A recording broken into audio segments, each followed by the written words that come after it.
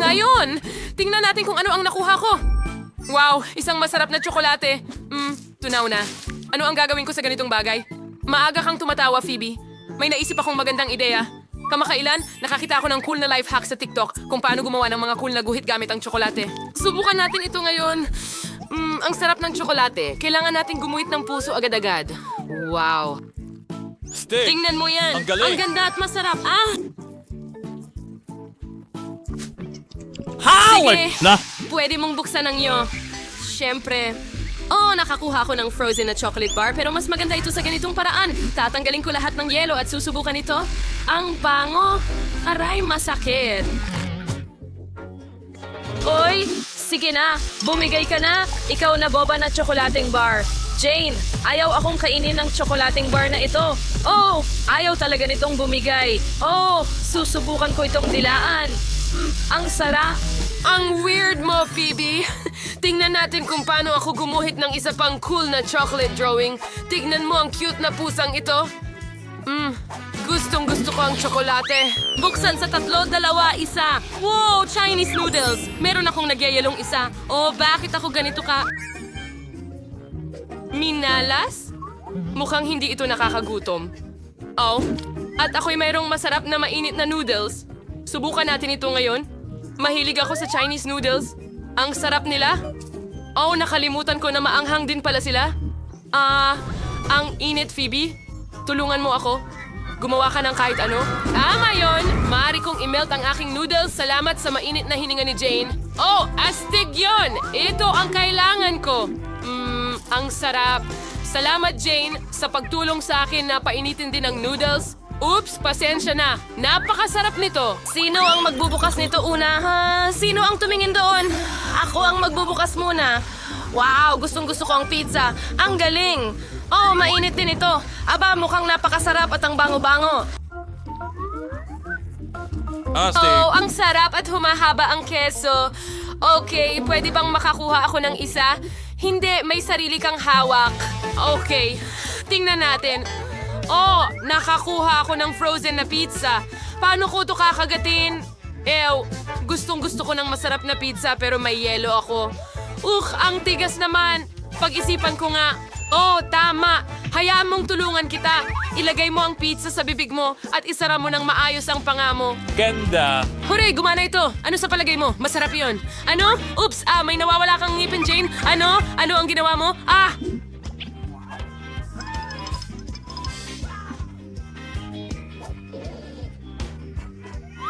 Baka makatulong itong pizza? Magbahagi? Sige, salamat. Ano meron dito? Sige na. Teka.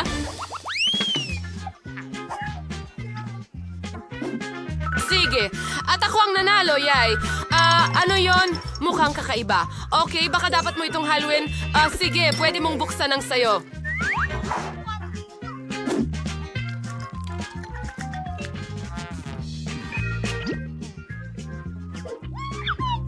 Wow!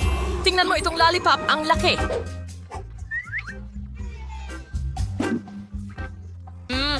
At napakasarap. At ito rin ay frozen. Ang bibig ko, hindi ito masyadong maganda sa ganitong paraan. Pero alam ko ang gagawin. Tingnan mo, i-prank natin si Jane. Jane, tulungan mo ako, please. Jane? Tulungan mo ako! Ano? Natigil ang dila mo? Tutulungan kita, kaibigan ko. Hihila, hihila. Peking dila lang pala? Hindi ito nakakatuwa. Sige, tikman mo ang chupa chups ko. Alam ko na ang gagawin. Naisip ko na kung paano ko kakainin ito. Tingnan mo ang mga lobo na ito. Ang lutong at sarap. Pwede bang subukan ng dalawa? Hindi, pagkatapos ng kalokohan mo, maglaro tayo ng bato, papel, gunting. Ang mananalo ang magbubukas muna. At ako ang nanalo. Tara, huwag mong buksan. Ako muna. Oo, chicken McNuggets. Ang sarap at init nila. Sige, titikman ko na. Ang sarap. Ang sarap talaga. Jane, huwag mong tignan ang mga nuggets ko. Tingnan mo ang sayo. Napagtanto ko na meron akong frozen nuggets. Ano ang gagawin ko sa mga ito? Matigas at malamig sila. Ang sakit kagatin. Sige na. Kailangan talagang painitin ang mga ito. Oh, alam ko ang makakatulong sa akin. Ibigay mo sa akin, Phoebe. Baka magamit ko ang plansa mo. Bigyan mo ako ng ilang minuto. Okay. Sa tingin ko tapos na ito. Oh, hindi. Oh, yay. Tapos na. Tingnan mo. Talaga! Meron din akong mainit na chicken McNugget. Ang sarap.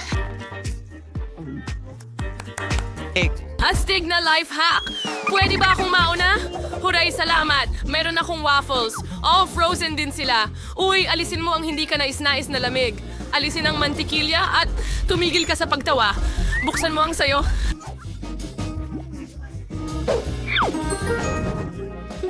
Wow! Meron akong masarap na mainit na waffles. Ang galing. Kailangan nating subukan ito ngayon. Sobrang init. Oh, salamat, Jane. Mabuti kang kaibigan. Okay, oras na para subukan ang aking waffles.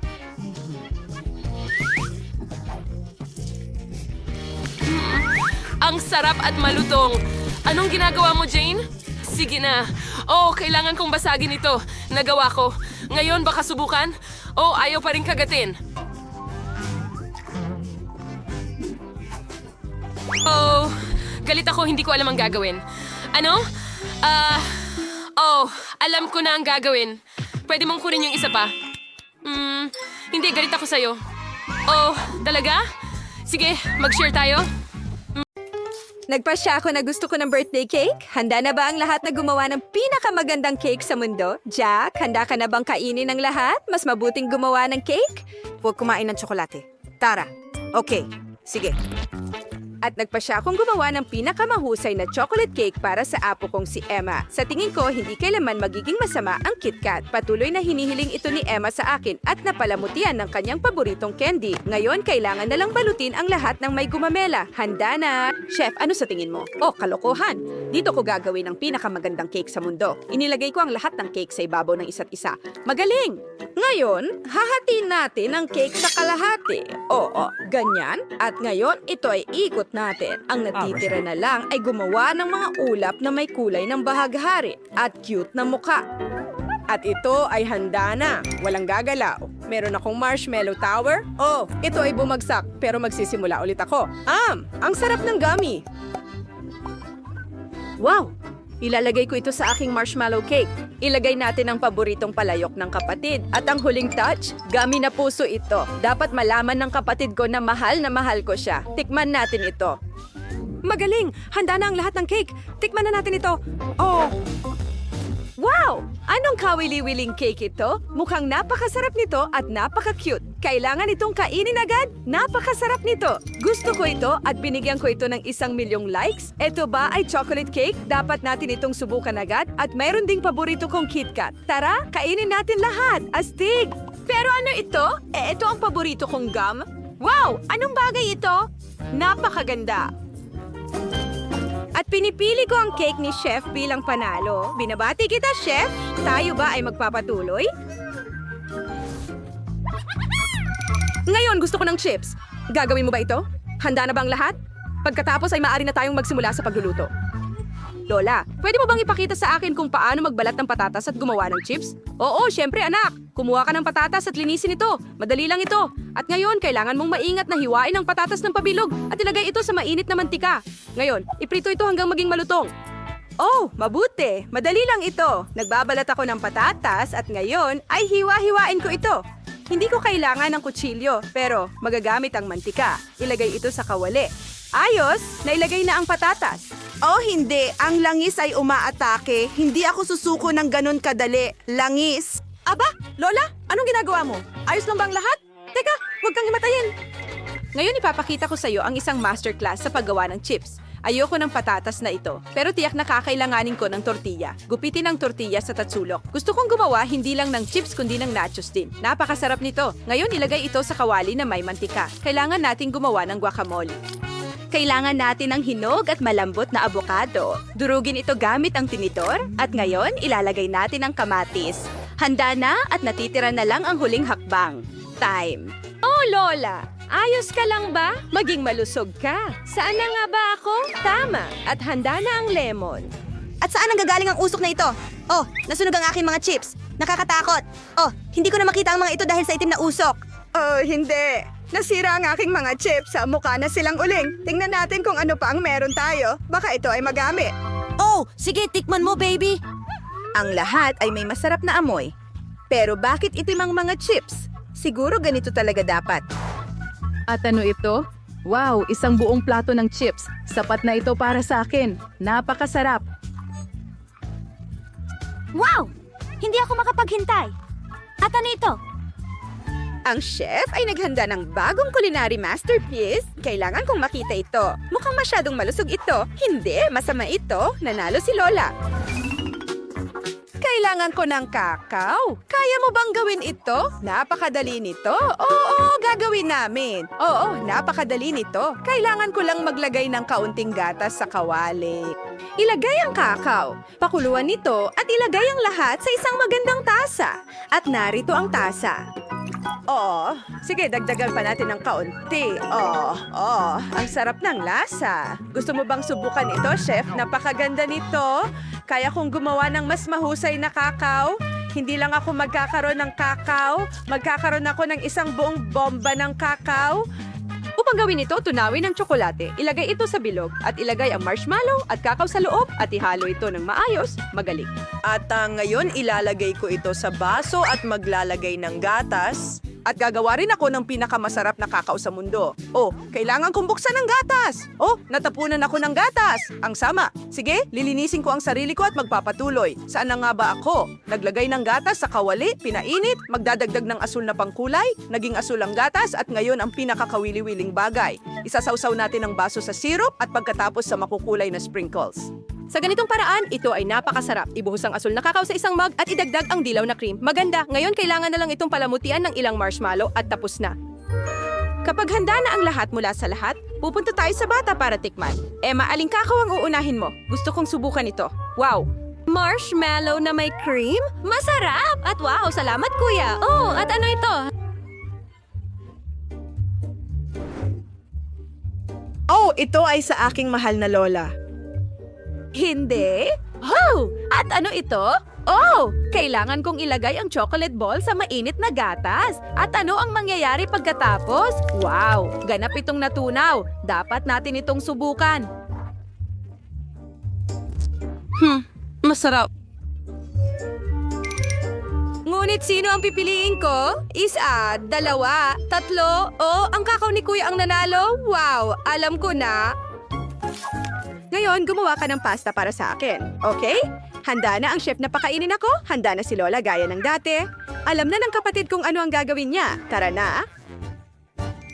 Wow! Ginagawa ko ang pasta sa unang pagkakataon at bakit ang haba ng pasta na ito? Oh, hindi ko ba dapat ginawa ito? Ang tamang paraan ay tulad ng kay Lola. Huwag kalimutang haluin gamit ang kutsara. At narito, luto na ang aking mga noodles. Jack, kung gusto mo talagang matutong magluto, panoorin mo ako. Hindi kami gumagamit ng spaghetti. Kami mismo ang nagluluto ng noodles. Ito ay madali. Harina, itlog at hinalo. Ang susunod ay kulayan ang harina ng itim para hindi ito maging katulad ng iba. Medyo mahirap ito gawin, pero ngayon puputulin natin ito sa mahabang pasta. Wow! Sa tulong ng makinang ito, napakagaling. Sige, ngayon maaari na natin itong ilagay sa kumukulong tubig. Susunod, lulutuin natin ang pugita dahil anong klaseng pasta ito kung walang seafood? Maaaring ilagay ang pugita diretso sa pasta. Magaling! Lola, ano ang ginagawa mo? May mali ba? Nagluluto ako ng pasta na may ketchup. Masarap ito. Oo, anong nangyayari, Jack? Ano ang ginagawa mo? Ano ang nangyari? Lola, kalma lang. Dumikit lang ang noodles. Hayaan mo na yon. Gagamitin ko itong instant noodles. Oo, at handa na ito. Sige, tikman mo at sabihin mo. Wow! Ang ganda! Gusto kong simulan ito. Ito ba ay pugita? Nakakatakot! Walang lasa ito! Yak! At ito ay mas masarap. Wow! Napakaganda nito. Gustong-gusto ko ito at napaka-interesante nito.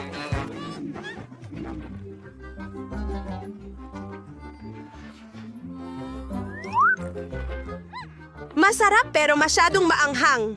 Oh, ang bibig ko ay nasusunog pero pinipili ko ang pasta ng kapatid ko. Iyon ang pinakamasarap.